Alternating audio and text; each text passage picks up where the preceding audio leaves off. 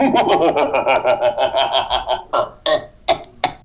everyone, welcome back to the final workshop in Cork Community Art Link Spooky Comic Making Workshops with Colin and Wait a minute, this is the last one? I'm the a bit final sad. workshop.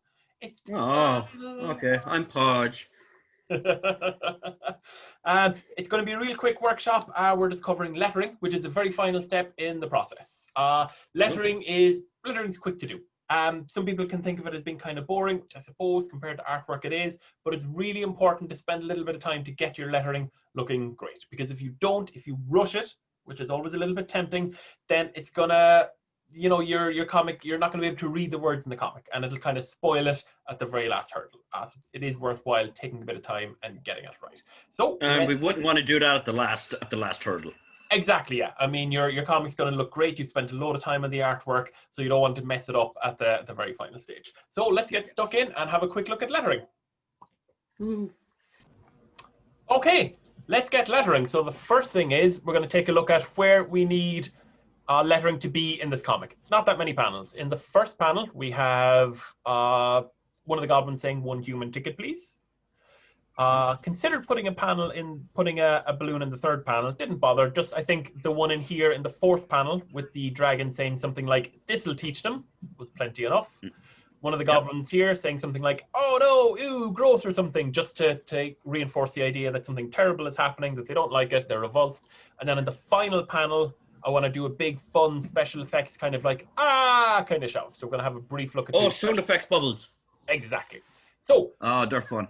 there's 2 parts to doing your lettering. The first part is your actual letters. So you'll see here I've got my alphabet written out in a whole bunch of ways. This is just to demonstrate that lettering is done in block capital letters. It's all done in capital letters. So if you see here, I've got the 5 boxing wizards jump quickly done in my regular writing and in capital letters, and it's so much easier to see in nice capital letters. And if you look over any comics you have, you'll see it's always done in capital letters. So that's the first part. Oh, they are, yeah. The second part then is once you have your writing in, you got to draw your balloon with a tail pointing towards your character. And this is nice and easy. This is just, you want to kind of draw a nice kind of an oval, kind of a balloon shape around what you've written, and then draw kind of what we call a tail coming out of it. And the tail, all the tail needs to do is point roughly towards the character that's talking. You see the lovely character I've drawn there. You can see I'm every bit as good an artist as Podge. You see that's a beautiful piece of stick figure work there. Yeah, stop showing me up. And I'm taking it that you have to take your time when you're doing the oval around the dialogue as well, too, the bubble. Yes, exactly. I mean, you'll see here now. So this is, I'm going to start with this middle panel of the comic because it's bang in the middle. It's nice and easy to see, and I'm going to show you the process that I use. So like you doing with your art, where you have thumbnails and then pencils and then inks, I start off in pencil. So you can afford to make mistakes in pencil. And before I start writing, I'm going to draw lines in the page because otherwise my writing would be wonky and all over the place. So again, it's to keep the writing straight, I suppose, yeah.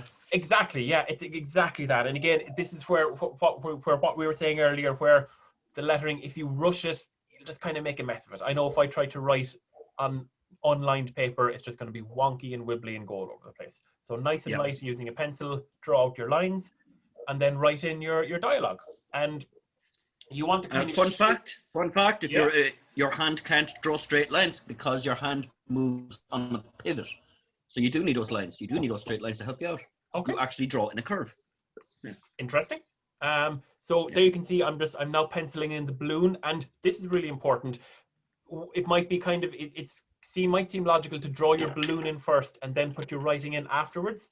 What's gonna happen is if you draw your balloon first, you're not going to be able to fit all your writing in, and your writing will end up being uneven and squashed at the end. I see it happen all the time. So you want to put your writing in first, and then you know exactly how big your balloon is, and then you draw your balloon around the writing. That's really important, and it's a mistake that's very easy to make. Oh, really? Oh, okay. Now I realize I've been making loads because I've attempted to do some writing every now and then. I've given up because it's not my forte, but I've never done that. Okay, that's where I'm going wrong. There you go.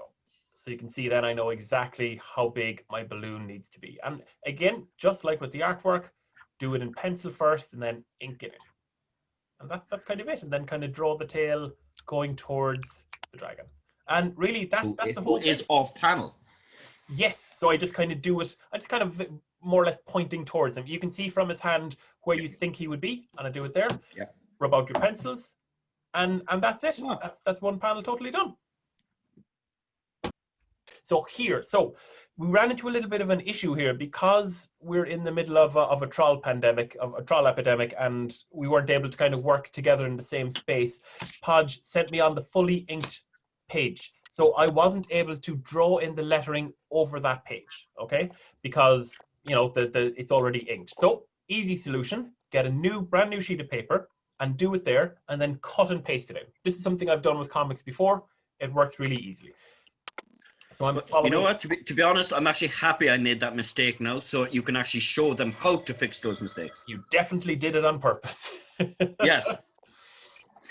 So again, I'm doing the exact same process, and you can see the way I've shaped it with the middle line being wider. It's to always try and make the writing that kind of oval shape. It's kind of a nice, pleasing shape. It makes it easy to read on the page. So I'm just going to draw it here, draw the balloon around it, and then I'm going to get a scissors, or a craft knife in this case, cut out the balloon, and just get a bit of Pritt stick, as you see there, and just cut it in. So you see there. Obviously, get a grown-up to help you with scissors or knives. And then I always do. Yeah. You have cut yourself a lot in the past, that is true, Podge. So I just want to find the exact right spot. So I want to kind of put it in, I don't want to cover up the characters in the panel. So I'm going to put it in a little over to the right of the goblin that's speaking. So I'm not covering up the person at the ticket booth. You never want your lettering to cover up your lovely artwork. So obviously it's better at the penciling stage to try and figure out where the lettering is going to go and leave space. So again, I suppose you put it over where there's the least amount of detail going on anyway.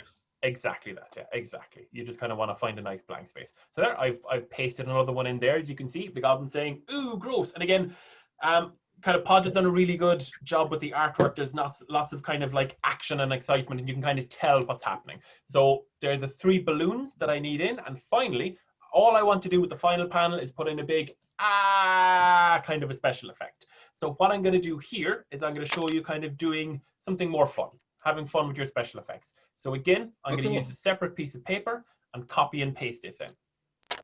Because I suppose there is different ways you can actually design in dialogue anyway, isn't there? Absolutely, yeah. I mean, it's entirely up to yourself. You can do all kinds of kind of shapes and sizes and things. And when you're doing special effects, you can really have a lot of fun with it. So I'm starting off just writing out an A, and then, as you can see, I'm doing in these kind of big bubble letters, and I'm making them, you'll see there I've got one big A, one small a. I'm just making them all kinds of wibbly wobbly shapes because I wanted to seem like the scream is just kind of like an going up and down and gradually getting louder at the end. You can have loads of fun making special effects. Oh, so basically what you're doing is you're turning the lettering into actual artwork. I mean, yeah, I mean, if you look at it like that's a really good way of looking at it. That the lettering isn't the boring bit at the end. It's part of your artwork. It's part of your comic. I could see that become an actual part of the actual artwork itself, rather than actually just dialogue. Absolutely. So there we go. And I'm going to find a nice kind of blank spot, paste it in, and we're done. It's almost done this before. And we're done. That is it. That's the completed comic. Congratulations! Pat in the back for us. Woohoo! So that's it, is it? That's it. That's everything. That's the lettering, and that's the whole process of making a comic. That wasn't that bad.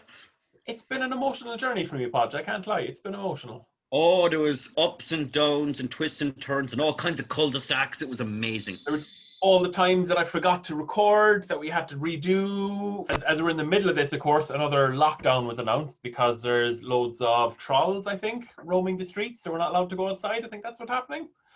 I think we brought this upon ourselves. I have seen the gate. But on the other hand, that means... That's a very old movie reference and none of you kids are going to get it. Be quiet with your old man talk, Podge. The other hand, this makes this an ideal time to start making your own comic. So these workshops from beginning to end should give you a nice, easy process to follow and just have a lot of fun making comics. And if you ever get confused along the way, go back and watch the earlier videos. I'm sure we're there to help out. Probably help or hinder. Definitely one of those two things. Yes. Great. Okay. So, have fun making all your I comics. suppose we'll see you again if we get to do this again. Super. Thanks a million for watching, everyone. What's my motivation? I want you scared.